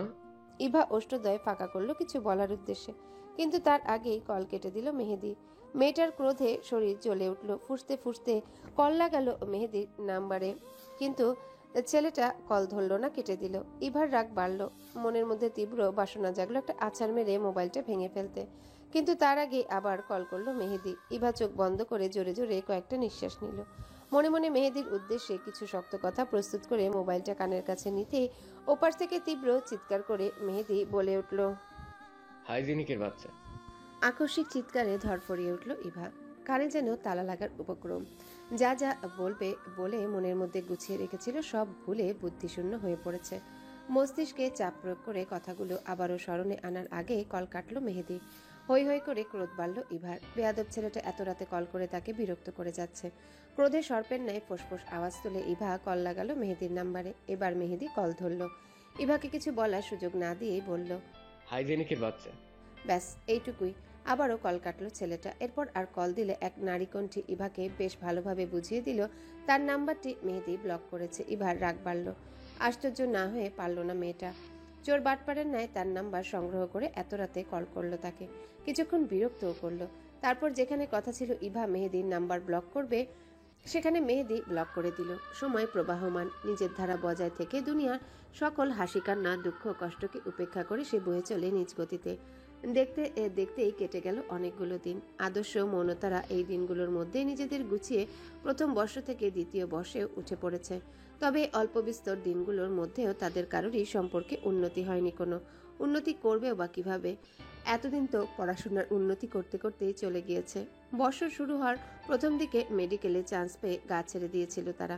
কেউ কেউ ঝগড়ায় মেতেছিল, কেউ আবার প্রথম প্রেম খুঁজে পেয়ে মেতেছিল, আবার কেউ বহুদিন পর প্রিয় নারীর মান ভাঙাতে মেতেছিল। ফলস্বরূপ পড়া জমেছিল অনেক। যে পড়াগুলো জমেছিল সেগুলোই আবার খেয়ে না খেয়ে শেষ করতে হয়েছে। ডাক্তারি পড়া কি আর চারটেখানে কথা নাকি? সে যাই হোক, দ্বিতীয় বর্ষে উঠে এখন একটু পড়াশোনার চাপ কমই রয়েছে। তবে এই অবসরে প্রেয়সীর চাপ রয়েছে ভীষণভাবে। কথায় আছে না, অলস মস্তিষ্ক শয়তানের কারখানা। ঠিক পড়াশোনাবিহীন আদর্শের এই শূন্য মস্তিষ্কে ক্ষণে ক্ষণে চটপট করে হানা দেয় প্রেয়সীকে নিয়ে নানান চিন্তা ভাবনা। বক্ষে জেগে ওঠে তাকে কাছে পাওয়ার তীব্র তৃষ্ণা। আদর্শের মাঝে মাঝে মনে হয় এর থেকে মনতার সাথে যদি আর কিছু বছর পরে দেখা হতো তবে বোধহয় ভালো হতো।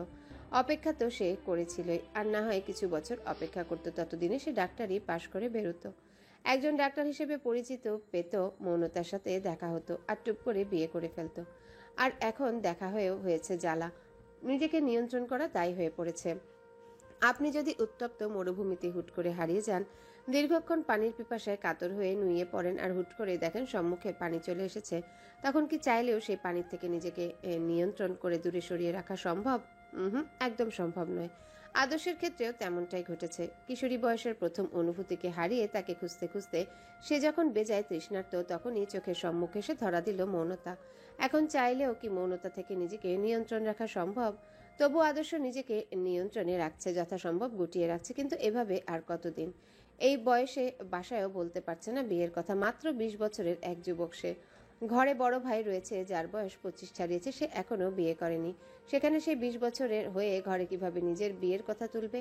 মাঝে মাঝে ভাইয়ের উপরে ভীষণ রাগ লাগে আদর্শের। ভীষণ বলতে ইচ্ছা করে, বড় ভাই হয়েছিস, দামড়া হয়েছিস, এখন অন্তত তাড়াতাড়ি বিয়েটা কর। আল্লাহর ওয়াস্তে আমার লাইন ক্লিয়ার কর ভাই। কিন্তু আদর্শ তা বলতে পারে না। চক্ষু লজ্জা বলেও একটা কথা আছে নাকি? আদর্শের আকাশ পাতাল ভাবনার মধ্যে বাসার কলিং বেলটা বেজে উঠল। রান্নাঘর থেকে সুলতানা বেগমের চড়া গলা শুনতে পাওয়া গেল। আদর্শের নাম ধরে ডেকে তিনি বললেন, আদর্শ, দরজাটা খোল তো, দেখ কে এসেছে। বিরক্তিতে চোখ মুখ কুঁচকে এলো আদর্শের। ছুটির দিন একটু বিছানায় শুয়ে সে কত বড় চিন্তায় মগ্ন ছিল সে, তাও বোধহয় কারো সহ্য হলো না। নাক মুখ কুঁচকে বিছানা ছাড়লো ছেলেটা। তীব্র বিরক্তি নিয়ে ফ্ল্যাটের দরজা খুলতে সকল বিরক্তি হাওয়ায় মিলিয়ে গেল। সেখানে এসে ভর করলো একরাশ মুগ্ধতা। মেরুন রঙের একটা 3 পিস জড়িয়ে দরজার সম্মুখে দাঁড়িয়ে রয়েছে মৌনতা। এই রংটায় মেয়েটাকে যেন একটু বেশি মানিয়েছে। উজ্জ্বল গায়ের বর্ণে যেন আজ উপচে পড়া সৌন্দর্য। আদর্শ বিবশ হয়ে রইল। হৃদস্পন্দনের গতি তার ভীষণ তীব্র। এক দৃষ্টিতে তাকিয়ে রয়েছে মৌনতার পানে। মেয়েটা ভ্রু কুচকালো, কিছুটা শক্ত কণ্ঠে বলল, দরজার সম্মুখে খাম্মার মতো দাঁড়িয়ে না থেকে সরুন, ভেতরে ঢুকবো। আদর্শ ব্যথিত হলো। এই মেয়েটা একটু সময়ের জন্য তার সাথে ভালোভাবে কথা বলে না। ওদিকে ভালোবাসে, ওদিকে সারাদিন ঝাঁঝালো কণ্ঠস্বরে চোটপাট। আদর্শের কণ্ঠে তীব্র অভিমান নিয়ে ভীষণ বলতে ইচ্ছে হলো, তুমি বড় নিষ্ঠুর নারী, বড় নিষ্ঠুর।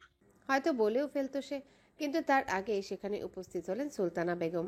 আদর্শের পিছন থেকে উকি দিয়ে বললেন, তুই এসেছিস মা? সেই কতক্ষণ ধরে আসার অপেক্ষায় পথে বসে আছি। মৌনতার ওষ্ঠে লম্বা চওড়া হাসি ফুটে উঠল এক প্রকার। আদর্শকে ঠেলে ঠুলে ভিতরে ঢুকে পড়ল মৌনতা। দৌড়ে গিয়ে জড়িয়ে ধরল সুলতানা বেগমকে। আবেগী কণ্ঠে বলল, তোমাকে ভীষণ মিস করছিলাম আন্টি। আদর্শের দৃষ্টি তীক্ষ্ণ হলো। ধুপধাপ করে হিংসার পারতখানা উপরে উঠল। তার মাকে মিস করছিল এই মেয়ে, আর তাকে কই কখনো তো এভাবে আবেগ ঢেলে তাকে বলল না। আবার জড়িয়েও ধরেছে সুলতানা বেগমকে, অথচ তার জলজান্ত ছেলেটা এসে দরজা খুলল, দরজার সামনে দাঁড়ালো, তাকে দুইটা ঝাঁঝালো কথা শুনিয়ে দিল। আবার কি সুন্দর অকপটে খাম্বা উপাধিও দিয়ে দিল। তবুও আদর্শের হৃদয়ে এক চিমটিখানেক আশা ছিল মৌনতা হয়তো তার নিকট আসবে, আদুরে কণ্ঠে শুধাবে, কেমন আছেন মশাই? কিন্তু না। সুলতানা বেগমের সাথে মিলে সে পুরোপুরিভাবে উপেক্ষা করলো আদর্শকে। একটা অবহেলিত জড়বস্তুর ন্যায় তাকে উপেক্ষা করে দুই রমণী ঢুকে গেল রান্নাঘরে। অভিমানে হার্ট ব্লকের উপক্রম আদর্শের। এইভাবে তাকে উপেক্ষা করতে পারলো মেয়েটা, যে মেয়েটার জন্য সারা রাত দিন সে ছটফটিয়ে মরছে। একটু দেখার আশার, একটু ছোঁয়ার অপেক্ষায় প্রহর গুনছে সেই মেয়েটা তাকে এমন রাস্তায় গড়াগড়ি খাওয়া ধুলোর ন্যায় উপেক্ষা করলো। তীব্র অভিমানে বুক বাঁধল আদর্শের। হনহনিয়ে হেঁটে গেল নিজ কক্ষে। না, সে আর নিজে ইচ্ছাকৃতভাবে যাবে না ওই নিষ্ঠুর নারীর সম্মুখে। যতক্ষণ না ওই পাষাণ নারী তার সম্মুখে আসছে ততক্ষণ সেও পাত্তা দিবে না। সময় গড়িয়ে যাচ্ছে। 1 মিনিট, 2 মিনিট, 3 মিনিট করতে করতে আধা ঘন্টা পার হয়েছে, অথচ মৌনতা এখনো রান্না করে সুলতানা বেগমের সম্মুখে। এদিকে আদর্শের অস্থিরতা বাড়ছে ক্রমেই। অনবরত পায়চারি চালাচ্ছে কক্ষ জুড়ে। প্রথমে ভেবেছিল সে ওই নিষ্ঠুর নারীর সাথে অভিমান করে বসে থাকবে, কিন্তু পারেনি। 5 মিনিট সে অভিমান ঘুচে গিয়ে বিশাল এক চিন্তা ভর করে মাথায়। আদর্শ আগেও দেখেছে আর এখনো দেখছে মৌনতা সুলতানা বেগমকে কাছে পেলে তাকে পাত্তা দেয় না, চোখের দেখা এক নজর তাকায় না পর্যন্ত। এখন কি বিয়ের পর মৌনতাকে মায়ের কাছ থেকে নিজের কাছে আনতে যুদ্ধ করতে হবে, নাকি ভাড়া বাসায় উঠতে হবে? বিশাল এক চিন্তার বিষয়। আদর্শ হাঁসফাঁস করে উঠল, ইচ্ছে করলো রান্নাঘরের দিকে যেতে, মৌনতাকে এক নজর দেখতে, কিন্তু সে গেল না। চুপচাপ বসে পড়লো পড়ার টেবিলে। একটা বই নিয়ে নাড়াচাড়া করতে করতে ভোলার চেষ্টা করলো নিজের চিন্তা ভাবনাগুলোকে। তখনই চঞ্চল পায়ে তার কক্ষে প্রবেশ করলো মৌনতা। আদর্শ একবার তাকালো সেদিকে, অতঃপর আবারও দৃষ্টিপাত করলো বইয়ের ভাঁজে। মৌনতা জিহ্বা দিয়ে ঠোঁট ভেজালো। আদর্শের পানে একটু এগিয়ে বলল, তখন আন্টি ছিল বলে ওভাবে বলছি। আদর্শ মৌনতার পানে তাকালো না, থমথমে কণ্ঠে বলল, তুমি আমার সাথে ভালো ব্যবহার কবে করেছিলে যে আজ করবে? থামলো আদর্শ, আবারও বলল, এই জন্যই বলি সমবয়সীদের সাথে প্রেম করা উচিত নয়। এদের একটা ধমক দিলে ওরা 3টা দেয়। মৌনতার সন্দেহ প্রকাশ করলো আদর্শের কথায়। ঠোঁট টিপে হেসে বলল, আমি আপনার সাথে প্রেম করছি। এ পর্যায়ে আদর্শ চোখ তুলে তাকালো মৌনতার পানে, তীক্ষ্ণ কণ্ঠে বলল, না, তুমি তো আমায় ঝুলিয়ে রেখেছো, না প্রেম করছো আর না ছ্যাঁকা দিচ্ছ। মৌনতা আশেপাশে চোখ ঘুরালো কিছুটা, আর রয়ে শোয়ে ঠান্ডা কণ্ঠে বলল, ছ্যাঁকা তখনই দেয়া যায় যখন একটা মানুষের সাথে অন্য মানুষটার প্রেম থাকে। আপনার সাথে তো আমার প্রেম নেই, এমনকি আপনি আমাকে এখনো প্রেম নিবেদন করেননি বা বলেননি ভালোবাসি। তাহলে কোন দিক দিয়ে ছ্যাঁকা দিব? আদর্শের দৃষ্টি শীতল হলো। মৌনতা হুট করে হাসলো মিষ্টি করে। ছেলেটার কানের কাছে মুখ নিয়ে ফিসফিসিয়ে বলল, আপনাকে এখন একটা চুমু খেতে ইচ্ছে করছে ভীষণ, কিন্তু কোন অধিকারে চুমু খাবো? আপনি না আমার প্রেমিক আর না স্বামী। আপনার আমার সম্পর্কটা এক প্রকার এখনো সহপাঠী হিসেবেই রয়ে গেছে। আদর্শ চমকালো। হৃদস্পন্দন বেড়ে গেল লাফিয়ে লাফিয়ে। সে কি ঠিক শুনছে নাকি ভুল? মৌনতা কি বলল? তাকে চুমু খেতে ইচ্ছা করছে? এমনি নিজেকে নিয়ন্ত্রণ করা দায় ছেলেটার, তার মধ্যে আবার মৌনতা ঘি ঢেলে দিল। আদর্শ বিস্ফোরিত দৃষ্টিতে তাকালো মৌনতার পানে। বিনিময়ে মেয়েটা মুচকি হাসলো, দ্রুত পায়ে প্রস্থান করলো আদর্শের সম্মুখ থেকে। দুপুর গড়িয়ে বিকালে দেখা মিলেছে, সূর্যটাও তার তেজ কমিয়ে দিয়েছে অনেকটা। মৌনতা এতক্ষণ আদর্শদের বাড়িতেই ছিল, তবে আদর্শের সাথে খুব একটা সময় কাটায়নি। সারাক্ষণই সুলতানা বেগমের আগে পিছে ঘুরঘুর করেছে। আদর্শ ভেবে পায় না তার না হওয়া বউয়ের মায়ের এত বড় একটা দামড়া ছেলে রেখে মায়ের সাথে এত কি। কই সারাক্ষণ তার আগে পিছে ঘুরঘুর করবে তা নয়, তার মায়ের আগে পিছে ঘুরঘুর করে। আদর্শের ভাবনার মধ্যেই মৌনতা পা রাখলো ফ্ল্যাটের দরজার বাইরে। শেষ একবার সুলতানা বেগমকে জড়িয়ে বললেন, আসছি আন্টি। আদর্শ মায়ের পেছনে ছিল, তার হৃদয়েও ভীষণ ইচ্ছে জাগছিল তাকে জড়িয়েও মৌনতার বিদায় নিক, কিন্তু তেমন কিছুই হলো না, আর তা সম্ভব না। সুলতানা বেগম মৌনতাকে বিদায় জানিয়ে দরজা আটকালেন, বড় আফসোসের সুরে বললেন, মেয়েটাকে এত আপন আপন লাগে, ইচ্ছে করে সারাক্ষণ নিজের কাছেই রেখে দেই। মায়ের কথায় মাথা চুলকালো আদর্শ, বিড়বিড়িয়ে বলল, ছেলের বউ করে নিলেই তো পারো, তাতে ছেলেও খুশি আর তুমিও খুশি। কথাটা আদর্শ খুব নিচু স্বরে বললেও সুলতানা বেগমের কর্ণে পৌঁছালো। চকচক করে উঠল চোখ মুখ, গদগদ হয়ে বললেন, এমনটা তো আমি কখনো ভেবে দেখিনি। যাক, তোর মতো একটা গর্ধব ছেলে অবশেষে একটা বুদ্ধিমানের মতো কথা বলল। আদর্শ মুখশ্রী থমথমে হলো। সে গর্ধব, তার মা তাকে এইভাবে রোস্ট করে দিল। ইউটিউব ফেসবুকে এত এত রোস্টারদের কি কাজ, যেখানে ঘরের মাই সবচেয়ে বড় রোস্টার। তবে এ পর্যন্ত সব ঠিকঠাকই ছিল, কিন্তু এরপরে তার মা যা বলল, যাতে নিঃশ্বাস নেওয়া হয় তাই হয়ে পড়ল আদর্শের জন্য। সুলতানা বেগম চোখ মুখ উপচে পড়া আনন্দ নিয়ে বলল, আবিরের সাথে মেয়েটাকে ভীষণ মানাবে। যাই, তোর বাবার সাথে আগে আলোচনা করি বিষয়টা নিয়ে, তারপর আমি নিজেই ওদের বাসায় যাব বিয়ের প্রস্তাব নিয়ে। আদর্শের মাথায় যেন আকাশ ভেঙে পড়ল, কলিজাটাকেও খামচে ধরল তীব্র বেগে। তার বড় ভাইয়ের সাথে তারই ভালোবাসার মানুষের বিয়ে, কণ্ঠরোধ হলো ছেলেটার, তবুও বহু কষ্টে মুখ থেকে বের করলো, আবির ভাইয়ের সাথে মৌনতার বিয়ে? তা নয় তো কার সাথে? আমার আর কয়টা ছেলের রং রয়েছে? তুই আর আবিরই তো। তুই তো এখনো ছোট, তাই তোকে নিয়ে ভাবছি না, এখন আবিরই আমার ভরসা। কথাটা বলে আর এক মুহূর্ত দাঁড়ালো না সুলতানা বেগম। আনন্দ ভঙ্গিতে হেলে দুলে গেল নিজ কক্ষে। স্বামীর সাথে এখন বিশাল এক গুরুত্বপূর্ণ বৈঠকে বসতে হবে। আদর্শ বুকে হাত দিল দ্রুত। কলিজাটাতে মনে হচ্ছে কেউ বিষাক্ত তীর ছুঁড়ে মেরেছে, ভীষণ কষ্ট হচ্ছে।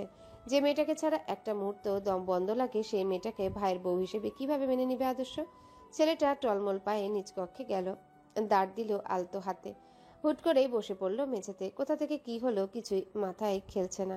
সে বলেছিল ছেলের বউ করে রেখে দিতে, এখানে তো সে নিজের কথা বলছিল, কিন্তু তার মা ভেবে নিল উল্টোটা। আচ্ছা, মৌনতার কানে যদি এই বিষয়টা যায়, তবে সে কি রাজি হবে আবিরকে বিয়ে করতে? হতেও পারে। মেয়েটা তো তাকে জ্বালাতেই সর্বদা তৈরি, কিন্তু এই মুহূর্তে তার কি করা উচিত? বাংলাদেশের সমাজে ছেলেদের বিয়ের বয়স অনুসারে সে নিতান্তই এখন বাচ্চা। তাছাড়া এই বয়স যদি হুট করে বিয়ের কথা বলে, তখন বাসার সবাই বা তাকে কি ভাববে? সমাজের মানুষ তাকে নিচু করে কথা বলবে। তাছাড়া এমন প্রস্তাবে মৌনতার বাবাও নিশ্চয়ই না করবে না। আবির ভালো চাকরি করে, আর সে এখনো পড়ছে। এ সমাজ তো এমনই, এরা ছেলে চায় প্রতিষ্ঠিত। এই প্রতিষ্ঠিতর কষাঘাতে যে কত হৃদয় ভাঙে, কত মানুষের ভালোবাসা হারিয়ে যায়, কত মানুষ বেঁচে থাকতেও মরে যায়, তা বোঝে না। আদর্শের এখন নিজের উপর নিজের রাগ লাগছে। কেন সে মায়ের সম্মুখে অমন কথা বলতে গেল? বিড়বিড় করেও বা কেন বলবে? মৌনতা রিকশায় করে বাড়ি ফিরছিল। আশেপাশে চেয়ে দেখলো শহুরে পরিবেশকে। কেমন একটা গরম আবহাওয়াপূর্ণ গাছপালাহীন পরিবেশ, চারিদিকে শুধুমাত্রই বড় বড় ইমারত পরিপূর্ণ। আশেপাশে তাকাতে তাকাতে মৌনতার চোখ আটকে গেল একটা রিকশার পানে। একজোড়া কপত কপতি হাতে হাত রেখে বসে রয়েছে রিকশায়। মেয়েটার খোলা চুলগুলো বাতাসে উঠছে। ছেলেটা একটু পরপর আবার চুলগুলো মেয়েটার কানের গোড়ায় গুজে দিচ্ছে। মৌনতার হৃদয়ে কেমন অদ্ভুত একটা অনুভূতি খিলে গেল। খুব করে ইচ্ছে করলো ওই ছেলেটার স্থানে আদর্শকে বসাতে, আর মেয়েটার স্থানে নিজেকে বসাতে। আচ্ছা, ওই রিকশার কপত কপতির স্থানে যদি আদর্শ আর মৌনতা হতো, তবে আদর্শও কি ঠিক এইভাবে বিরক্ত না হয়ে খুব যত্ন নিয়ে তার কানের গোড়ার চুলগুলো গুজে দিত বারংবার? হয়তো দিত। নিজের ভাবনায় নিজেই লজ্জা পেল। লাজুক ভঙ্গিতে তাকালো এদিক ওদিক। দেখলো সে নিজের গন্তব্যে চলে এসেছে ইতিমধ্যে। রিকশাওয়ালাকে তাড়া দিয়ে বলল, মামার রাখুন রাখুন, এসে গেছি। রিকশাওয়ালা রিকশা থামালো। মৌনতা থেমে দাঁড়ালো রিকশা থেকে। রিকশাওয়ালার ভাড়া মিটিয়ে বাড়ির ভিতর ঢুকতে গিয়েও থেমে গেল তার পা জোড়া। কেন যেন হৃদয়টা কামড়ে উঠল। ভীষণভাবে কথা বলতে ইচ্ছে হলো আদর্শের সাথে। ছেলেটার কণ্ঠ শুনতে ইচ্ছা হলো। এমনি উপরে উপরে আদর্শের উপর যতই রাগ দেখাক, চোটপাট দেখাক সে ভালোবাসে আদর্শকে, ভীষণ ভালোবাসে। কাঁধ ব্যাগটা থেকে নিজের মোবাইল বের করলো মৌনতা। কল লাগালো আদর্শকে। প্রথমবারে কল ধরল না আদর্শ, তবে দ্বিতীয়বার কল দেওয়ার সাথে সাথে রিসিভ হলো। হাসলো মৌনতা, মৃদু কণ্ঠে বলল, আসসালামু আলাইকুম। ওয়ালাইকুম আসসালাম। মৌনতার কপালে ভাঁজ পড়ল। ছেলেটার কণ্ঠস্বর কেমন লাগছে, মনে হচ্ছে বিষাদের পরিপূর্ণ। মৌনতা নিজের কণ্ঠস্বর নরম করলো, অতঃপর বলল, কি হয়েছে আলাদা করে বলে আসি বলে রাগ করেছেন? তপ্ত নিঃশ্বাস ফেললো আদর্শ। মৌনতার কথার উত্তর না দিয়ে জিজ্ঞাসা করলো, আবির ভাইকে তোমার কেমন লাগবে? খারাপ লাগবে কেন? ভালোই লাগে। ভাইয়া খুব মিশুক এবং রসিক, সব সময় কেমন মানুষকে হাসিয়ে কথা বলে। মৌনতার সরল কণ্ঠের জবাব তবে সহ্য হলো না আদর্শের। মনে হলো তার বুকে কেউ তীর নিক্ষেপ করেছে। নিঃশ্বাস বন্ধ হয়ে যাওয়ার উপক্রম। আর সে কথা বাড়াতে চাইল না মৌনতার সাথে। কণ্ঠ থেকে বের হলো না কথা। খট করে কলটা কেটে দিল। মৌনতার কপালের ভাঁজ গাঢ় হলো। আশ্চর্য, লোকটা এভাবে কল কেটে দিল কেন? তবে খুব একটা এ নিয়ে ভাবনা হলো না মেয়েটার। মোবাইলটা হাতে নিয়ে পা চালিয়ে ঢুকলো বাড়ির ভেতরে। সুদীর্ঘ শক্ত এক রাতের অবসান ঘটিয়ে সকালের দেখা মিলেছে। আকাশে জ্বলজ্বল করে উঠছে সূর্যটা, আর তার তীব্র তেজে যেন জ্বালিয়ে দিচ্ছে আদর্শের বক্ষস্থল। খাবার টেবিলে বসে রয়েছে আদর্শের বাবা আজাদ হোসেন, মা সুলতানা বেগম, আবির আর আদর্শ। এক রাতের মধ্যে ছেলেটার মুখ চোখ কেমন করুণাকার ধারণ করেছে। সারা রাত না ঘুমাতে পারায় চোখগুলো লালবর্ণ ধারণ করেছে, মাথার চুল উস্কো খুস্কো। অথচ তাকে নিয়ে কারো মাথা ব্যথা নেই। সবাই এখন ব্যস্ত মৌনতার আবিরের বিয়ে নিয়ে। সুলতানা বেগমের যেন একটু বেশি তারা এই বিয়েটা নিয়ে। অবশ্য থাকবে না কেন? পুরুষদের 20 বছর বয়সকে এক প্রকার বাচ্চা ধরা হলেও নারীদের 20তেই বুড়ি। মৌনতার এখন 20 বছর চলছে। তার বাপ ভাই যে কোনো সময় বিয়ের ব্যবস্থা করতে পারে। আর মেয়েটার জন্য অন্য কোথাও থেকে ভালো প্রস্তাব আসলে নিশ্চয়ই তারা সুলতানা বেগমের প্রস্তাবকে পায়ে ঠেলবে। ফলস্বরূপ মেয়েটাকে আর নিজের মেয়েরূপে পাওয়া হবে না। গতকাল রাতে সুলতানা বেগম স্বামীর সাথে এই বিষয়ে কথা বলেছেন, তবে ছেলের সাথেও তো কথা বলা জরুরি। ছেলের মতামত বলে একটু একটা কথা আছে। সুলতানা বেগম তাকালেন আবিরের পানে, শান্ত কণ্ঠে জিজ্ঞাসা করলেন, হ্যালো বন্ধুরা, পরবর্তী পার্ট খুব তাড়াতাড়ি আসবে, তো সবাই অপেক্ষায় থাকো। আর চ্যানেলটি যারা এখনো সাবস্ক্রাইব করোনি তারা পরবর্তী পার্ট দেখার জন্য চ্যানেলটি সাবস্ক্রাইব করে রেখো। ধন্যবাদ সবাইকে, আমাদের সাথেই থেকো।